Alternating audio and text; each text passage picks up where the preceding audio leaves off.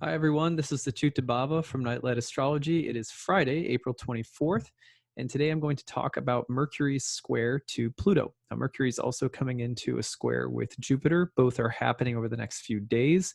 And as this energy is intensifying, it's a particularly good transit to just be in the know about.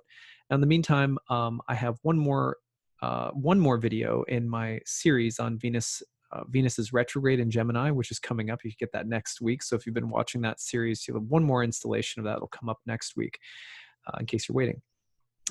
In the meantime, don't forget that all of my courses begin in June. The early bird rate is now in effect for my first year course, Ancient Astrology for the Modern Mystic. You can check it out on my website, nightlightastrology.com. Go to the first year course. My second year course and my horary course are already starting. If you have a background already in classical astrology or Hellenistic astrology, you could check those out. And also we have need-based tuition for anyone struggling due to the coronavirus. So you can check that out as well. All right. So that being said, let us dive into this transit. And first of all, let's go ahead and just give you a sense of when it's happening. Now, first thing to note is that we have a couple of transits that are all perfecting simultaneously. So I can't pretend as though this transit is happening in a vacuum, but we are going to kind of isolate it in a minute.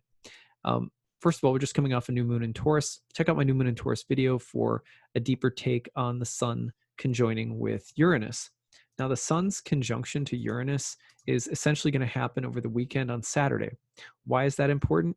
Because at the exact same time, between Friday and Saturday, Mercury is passing through these squares to Pluto and Jupiter. So what can we expect from this? Well, I want to go back to something that I said a while ago.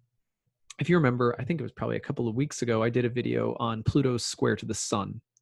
And Pluto just recently passed through a square to the sun, and then right after that, a square to Jupiter, and then right after that, a square to Saturn.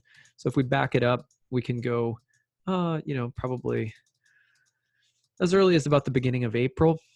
The sun starts pulling into about 8-degree range or so of Pluto, and then it starts drawing near to the square. And in that video, what I talked about was the potential, among other things, for there to be leaders or people of positions in authority who might undergo some sort of traumatic healing crisis. And if you remember, I was joking around about the phrase "death and rebirth," and I said a leader could go through a death and rebirth experience. I had to put a quarter in the jar. So, of course, Boris Johnson had just gone through something like that. But the transit wasn't even close to perfecting yet.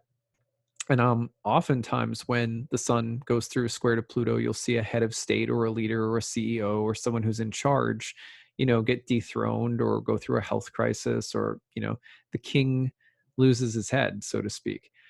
Well, so I had made the prediction that we could see that. And it wasn't just purely based on the fact that this was happening to Boris Johnson. It was also, of course, related to the fact that the sun had yet to perfect the square to Pluto, would go through the square to Pluto, then a square to Jupiter in its fall, and then a square to Saturn. So the sun is going through rough times. So solar figures can go through rough times. That's the gist of what I had been saying. What's interesting is that right as the sun was separating from Jupiter and Pluto and applying to the square to Saturn, then I think the guy's name, what's his name? Kim Jong-un from, is it North Korea? Yeah.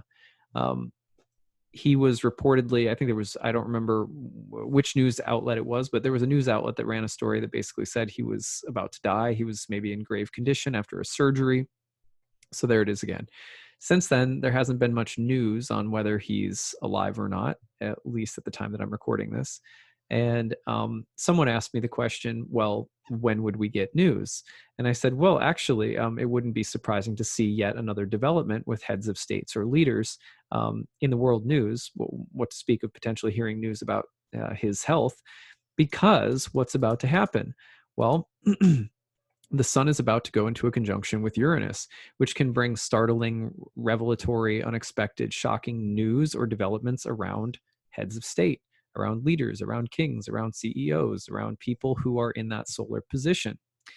So it can be really revolutionary, and it can also represent progress and innovation and kind of epiphanies and breakthroughs, a strong impulse to want to assert oneself and one's own ego in the world and so forth, right? That's all Uranus Sun stuff. And I've talked about this in the new moon in Taurus video that I just did. But the thing is that that Sun Uranus conjunction is happening over this weekend as Mercury is square to Pluto and square to Jupiter. And who is Mercury? The messenger. Mercury is the one who brings the news. Mercury is the one who, brings the message from afar. Mercury is the bearer of information. And Mercury is about to hit a square to Pluto and then a square to Jupiter, which could be dark, heavy, revelatory, deep, intense information, ideas, thoughts, communication, words, publications, news, etc. While there's this sort of revelatory, shocking, dramatic thing happening with the Sun and Uranus. So someone asked me, well, you seem to have accurately predicted that a head of state would fall ill, and someone did. Cool. Not like I'm not clairvoyant. It was just a good guess based on the astrology, And then, but when will we find out if he actually died or if he's okay or what? And I was like, probably over the weekend, probably Saturday, Sunday, even tomorrow. I'm recording this on Thursday for Friday, but on Friday, Saturday, or Sunday, we could see that happening. So that would be a timeline, interestingly enough, that could sync up with this. Okay, so that's neither here nor there. That's just kind of fun entertainment value, I guess. Let's talk about the actual archetypal combination of Mercury square to Jupiter and Pluto. It's going Pluto and then Jupiter, actually, but it's bang, bang. It's right between Friday and Saturday. So first of all, revelatory information. Pluto, of course, brings things up from the underworld. Mercury shares it, speaks it. So revelations of things that have been hidden or secret that get disclosed, that get spoken about, news or information coming to the surface that's dark or hidden or subterranean. It can definitely amplify the potential for paranoia and some degree of obsessing about what you can't see or what you don't understand or what lurks below the surface. It can be really good for like investigative reporting or detective work, solving riddles or problems, trying to get into what's unseen and decode it, understand it, communicate it, spread it. But it's also really bad for gossip, disinformation, paranoia, and unfounded conspiracy theories, which there are plenty of flying around these days. Now, the other thing that can come up is that we can have people that are going to take to the pulpit or the soapbox with more. I mean, this happens all the time. I feel like you turn on social media and it's like every third comment is someone, I guess every social media platform is a little different. On Facebook, certainly it's like this. Like every third comment is like a treatise on the nature of what's wrong with the world and how to fix it. Okay, so, and I'm teasing, but Mercury in Aries, Mars's sign, with the square to Jupiter in its fall and Pluto in Saturn's sign, could be pretty heavy-handed, militant, more authoritative, violent, and abusive with words, thoughts, ideas, language. And so when people get up on the soapbox over the next few days, don't be surprised if it's a little bit more heated and aggressive, and be careful of it. There's a verse that I've been working with. I read a chapter a month of the Bhagavad Gita, and in the 12th chapter of the Bhagavad Gita, which is a chapter that in many ways summarizes the essence of devotional yoga, Krishna says, "He by whom no one is put into difficulty and who is not disturbed by anyone, who is equipoised in happiness and distress, fear and anxiety, is very dear to me." I was thinking about that a lot, and like how simple it is to just work on not being a problem for other people, not being someone that hurts other people or creates stress or trauma or drama for others. And how, for me, mostly that has to do with the way that I use my words and thoughts, because, criticism, basically. That's like one of my greatest enemies, because I'm very observant. I have a sharp mind. I've got Mars and Gemini. It's very easy for me to just like notice and observe things, but I kind of have like an old pattern that I'm personally continuing to work on, which has to do with like sarcasm or, yeah, just using, like, trying to be edgy and, smarter, incisive, but then kind of cutting. And especially since having kids, I realized like it's just not it's like it's really not a good thing. It's not a good way of like communicating or teaching with kids. So, helping them learn things and trying to be more patient and stuff like that. So this verse has been really helpful for me for many years now, but I've been rereading it again lately, and just considering what a revolutionary idea it is to actually be someone for whom no one else is put into difficulty. Sometimes in our age, I think we read that, we hear that, and we think, what that means, I'm a pushover, or that means I don't stand up for myself, or what I'm just, when I'm not an inconvenience for everyone else, then I get walked on. That's not what we're talking about. We're just talking purely about being mindful that today I'm not going to be the source of anyone else's problems. And by that, I don't mean, making everyone happy. I mean, making sure that we're not, that we're being careful with our words, actions, thoughts, intentions, so that like today I'm not going to be the source of drama for my wife and kids, which is really my only people that I have right now because we're stuck at home. But or my clients, or my students, that I can just work on that. That's like a simple thing. And it occurred to me that it was really appropriate that I was meditating on this very deeply, as Mercury is coming into a square with Jupiter and Pluto.